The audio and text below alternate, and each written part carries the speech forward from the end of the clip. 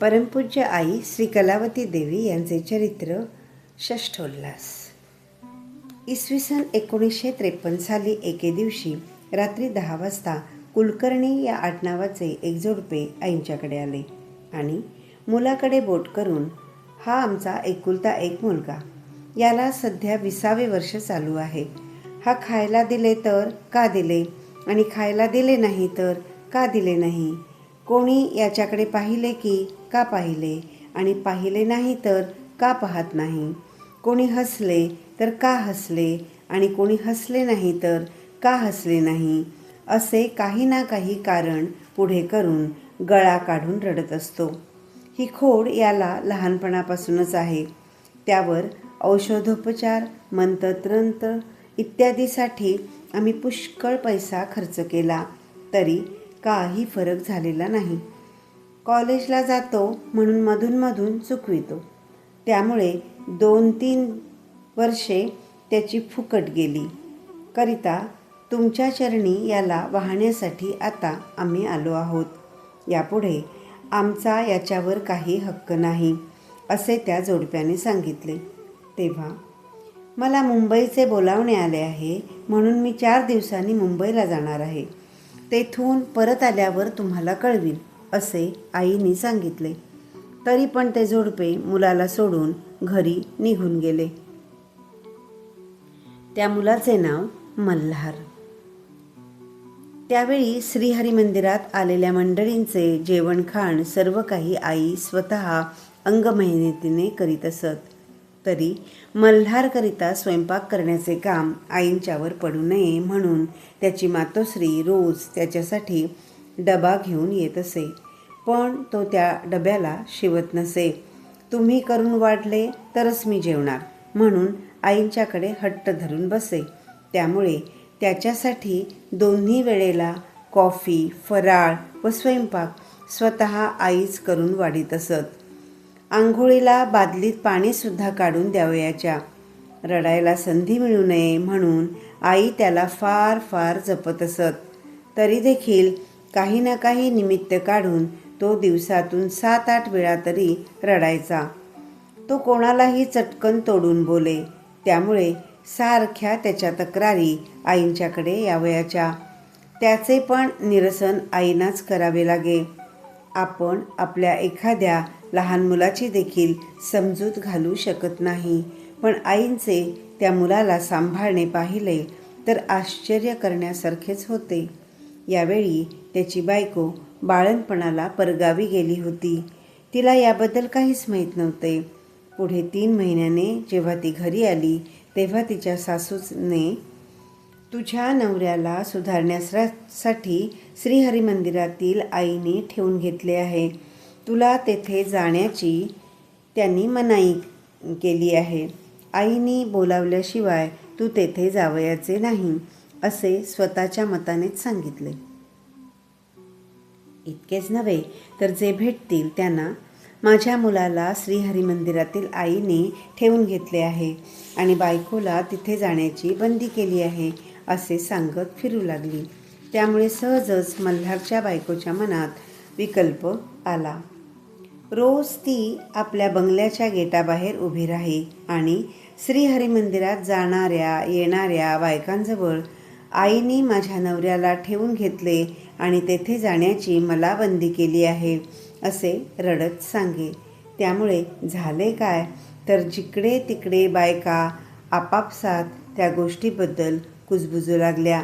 त्यावर एका बाईने ही गोष्ट आईंच्या कानापर्यंत नेली, पण आई तिला एकही शब्द बोलल्या नाहीत. आपल्या वाटणीला आलेल्या कामात तेवढेच लक्ष घालणे हा आईंचा स्वभाव असल्याने कोणी नावे ठेवली तर त्याबद्दल वाईट वाटण्यापेक्षा त्यांना आनंदच होतो.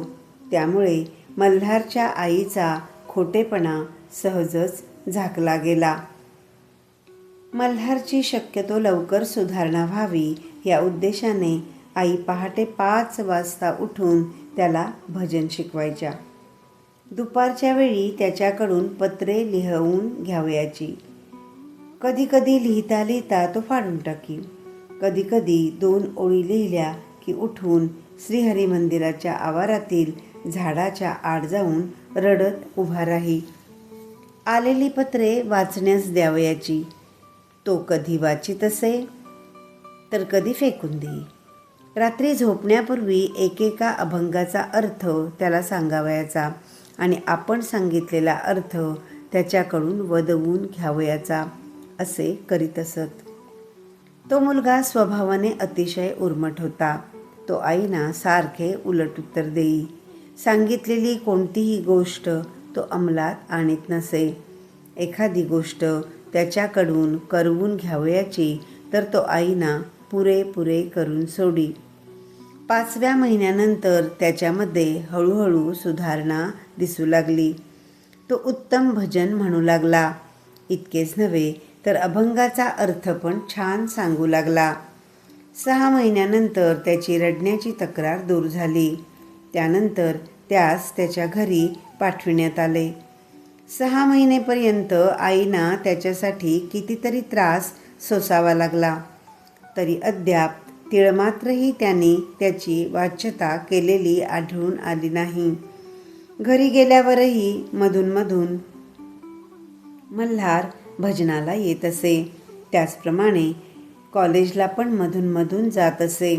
त्याचे मन युक्ती प्रयुक्तीने वळवून रोज त्याला कॉलेजला पाठविणे, त्यावर प्रथम श्रीहरी मंदिरात त्याला लिहायला देऊन त्याच्याकडून अभ्यास करून घेणे असे आई करू लागल्या. त्यावर तो BSc पास झाला. पुढे वकिलीच्या अभ्यासाला पण आईनेच त्याला मदत केली. सध्या मल्हारराव कुलकर्णी सरकारी वकील झाले आहेत. एक श्रीमंत जोडपे श्रीहरी मंदिरात रोज भजनाला येत असे. ते ठळकवाडीत राहत असत. त्यांना एकुलता एक मुलगा असून तो स्वच्छंद वागत असे. म्हणून त्यांनी त्याचे 18व्या वर्षीच लग्न केले.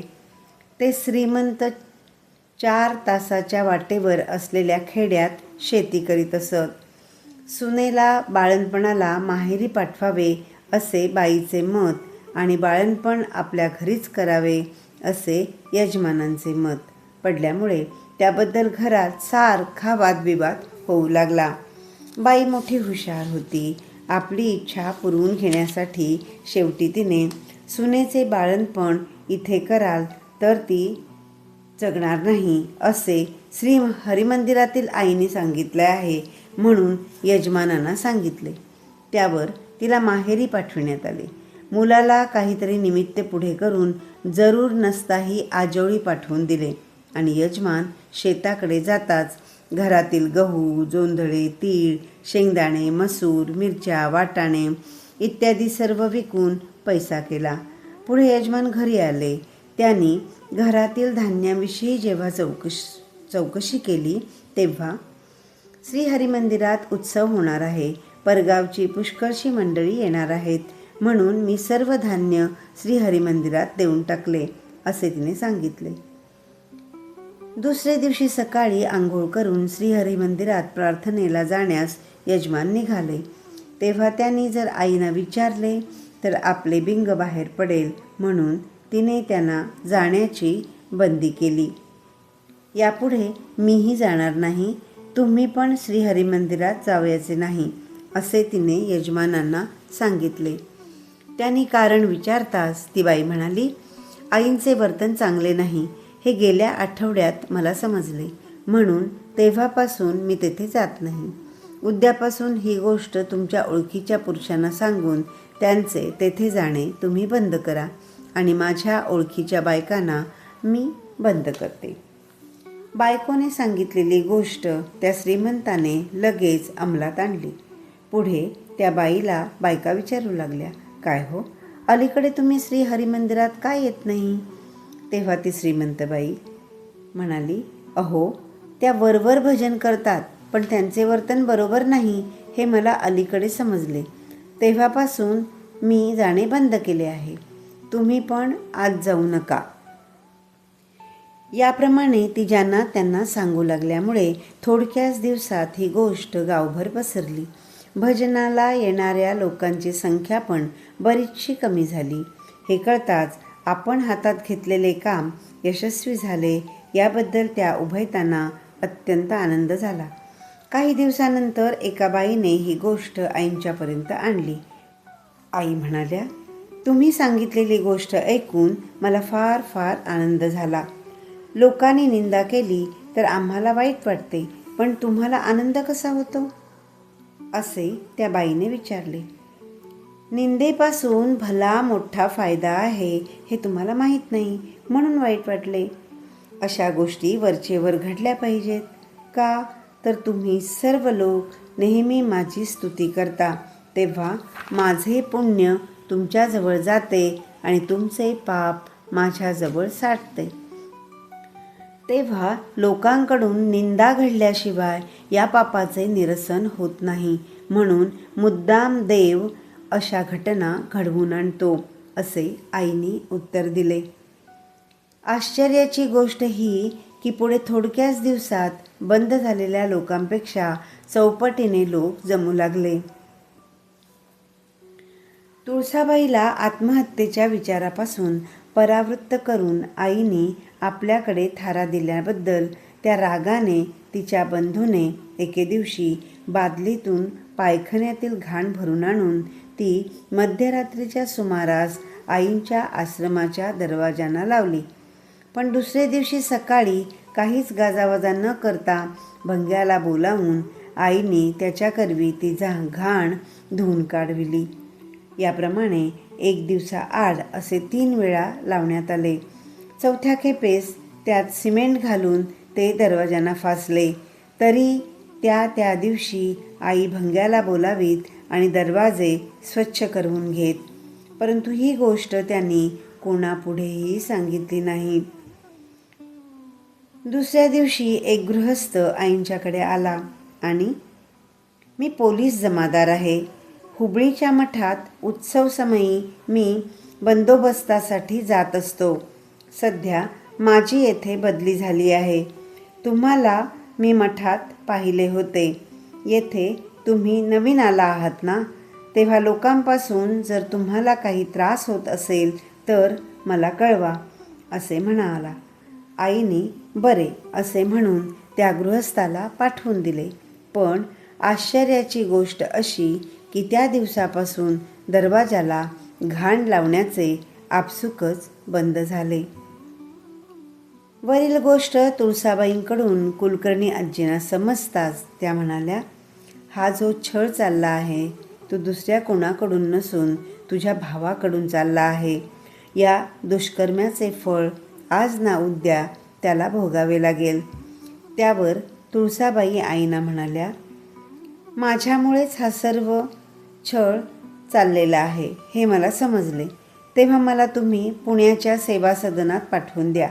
आई म्हणाल्या, याला छळ कसा म्हणता येईल? हे तर सोनखत घालणे चालले आहे. सोनखतामुळे भाजीपाला पुष्ट होतो म्हणे. तेव्हा सोनखतामुळे आमचे हरिमंदिर पण पुष्ट होणार. म्हणजे यापुढे पुष्कळ लोक यायला लागतील. तेव्हा वाईट काय झाले? म्हणून मला हा छळ वाटत नाही. आईंच्या त्या म्हणण्याप्रमाणे सध्या हरिमंदिरात बहुसंख्येने लोक येऊ लागले आहेत. याप्रमाणे आईंच्या जीवनात आत्तापर्यंत विरोधकांकडून निंदा, तुच्छता, तिरस्कार, अपमान, छळ जरी झाला तरी आईंच्या ठिकाणी त्यांच्याविषयी तिळमात्रही द्वेष दिसून आला नाही. त्याउलट त्यांच्या उद्धाराची कळकळच दिसून आली. यावरून विरोध व छळावर मात करून जे आपले कार्य निष्ठेने चालू ठेवतात त्यांनाच संतपद प्राप्त होत असावे असे मला वाटते. आई आपणहून कधी कोणाशीच बोलत नाहीत. कोणी जर प्रश्न केलाच तर मात्र त्यांच्याकडून गोड शब्दात उत्तर मिळते. मग तो प्रश्न पूज्य बुद्धीने असो किंवा कुत्सित बुद्धीने असो, अगर वाईट हेतूने केलेला असो. एके दिवशी आई श्रीहरी मंदिराच्या आवाराचे कुंपण छाटीत होत्या. ते पाहून रस्त्यावरून जाणाऱ्या एका श्रीमान व्यक्तीने, हे काम तुम्ही का करता? हवे तर मी माझ्याकडेला पाठवून देईन, असे म्हटले.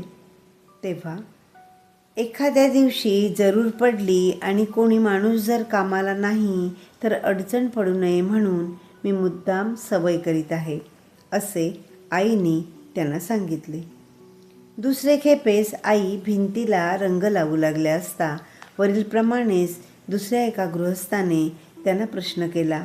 तेव्हा रामनवमीच्या उत्सवातील सेवा माझ्या हातून घडावी म्हणून देवाजवळ प्रार्थना करून ही सेवा मी मुद्दाम मागून घेतली आहे, असे आईने त्यांना सांगितले. एके दिवशी एका शेठाणीने विचारले, काय हो, मुंबईला तुमचे कोणीतरी मोठे श्रीमंत शेठ आहेत म्हणे, तेच तुमच्या सर्व योगक्षेम चालवितात आणि ही इमारत पण त्यांनीच तुम्हाला राहण्याकरता बांधवून दिली, ही गोष्ट खरी आहे का? जी गोष्ट खरी नाही तो कोणाकडूनही बोलली जाणार नाही. माझा एक शेठ आहे, ही गोष्ट अगदी खरी आहे. माझा सर्व योगक्षेम चालवीन याबद्दल त्याने मला वचनही दिले आहे. माझे एकटीचेच नव्हे तर माझ्यासारख्या शेकडो अनाथांचा तो सांभाळ करतो आहे, असे आईने तिला सांगितले. पण त्या बिचारीला आईंच्या बोलण्यातील अर्थ काय तो समजणार.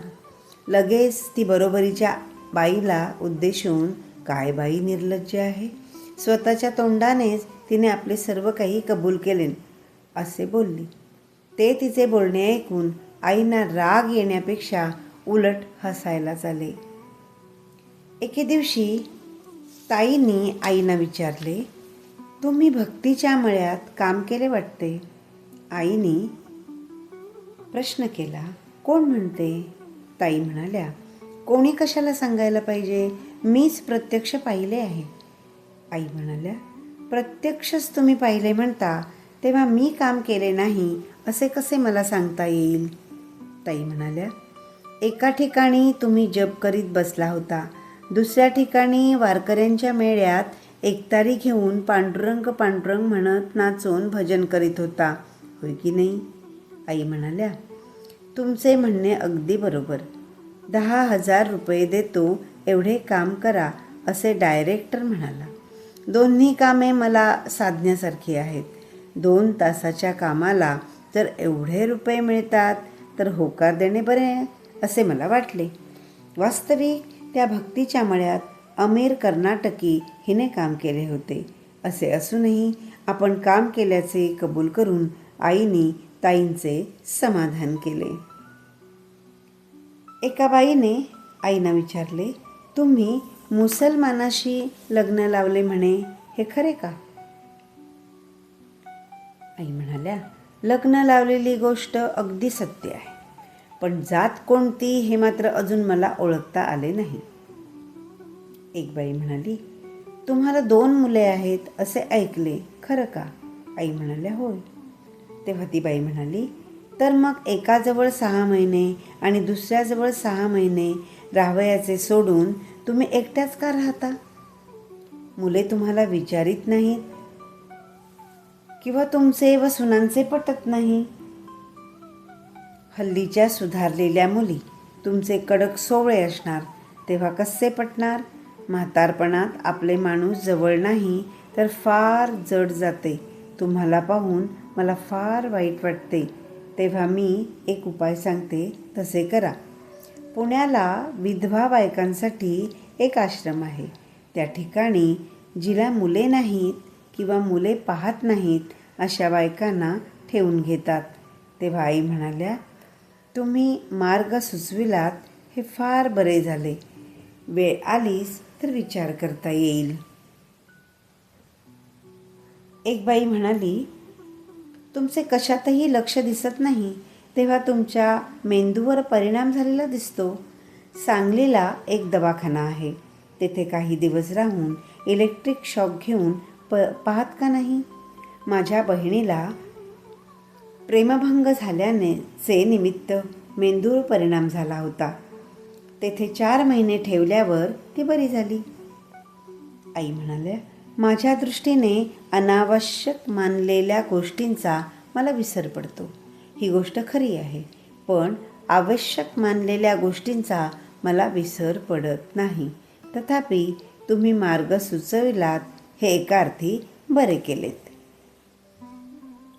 एका बाईने आईना प्रश्न केला, तुमची मुले तुम्हाला पैसे पाठवतात की नाही? आईने म्हटले नाही. त्यावर बाई म्हणाल्या, त्याबद्दल तुम्हाला वाईट वाटत नाही का? आई म्हणाल्या नाही. पुन्हा बाई म्हणाली, वाईट कसे वाटत नाही? आई म्हणाल्या, तुम्ही भटजींना जे दान देता त्या वस्तूचा तुम्हाला ध्यास असतो का? ती बाई म्हणाली, नाही. एकदा दान दिले की कृष्णार्पण म्हणून ती बाजूच सोडून द्यावयाची.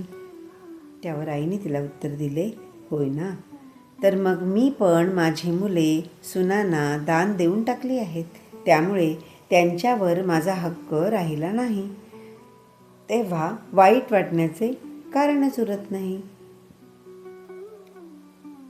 त्यावर ती बाई म्हणाली, तुम्हाला कुशीवर देखील वळता येत नाही अशी तुमची अवस्था होऊन सुद्धा तुमची मुले कशी काय तुम्हाला पाहायला आली नाहीत? त्यावर आई म्हणाल्या, तुमच्याप्रमाणे मुलांना मांडीवर खांद्यावर घेऊन कधी मी नाचवले नाही किंवा त्यांचे गोड कौतुकही केले नाही. केले काय, तर माझ्यापासून त्यांना लांब लांब ठेवले. असे असता त्यांनी माझ्यासाठी का म्हणून यावे, याचे तुम्हीच मला उत्तर द्या. त्यावरती बाई म्हणाली, तुमच्या भक्तमंडळींची मुले वयात आल्याबरोबर त्यांची तुम्ही लग्ने केलीत, पण तुमच्या मुलांची 30 वर्षे उलटल्यावर लग्ने केलीत. याचे कारण काय? आईने तिला उत्तर दिले, त्याचे कारण ती मंडळी माझ्या सांगण्याप्रमाणे वागणारी असल्याने त्यांची कामे वेळेवर झाली. आपला मुलगा जरी असला तरी लग्नाची गोष्ट काढली की आपल्या मित्रांपैकी लग्न करून एकटाही सुखी दिसत नाही, म्हणून मी लग्न करणार नाही असे तो स्पष्ट सांगे. त्यामुळे सहजच त्याचे वय निघून गेले. त्याच्या लग्नाची वाट पाहत राहिल्याने धाकट्याच्या लग्नालाही उशीर झाला. ओम नमः शिवाय.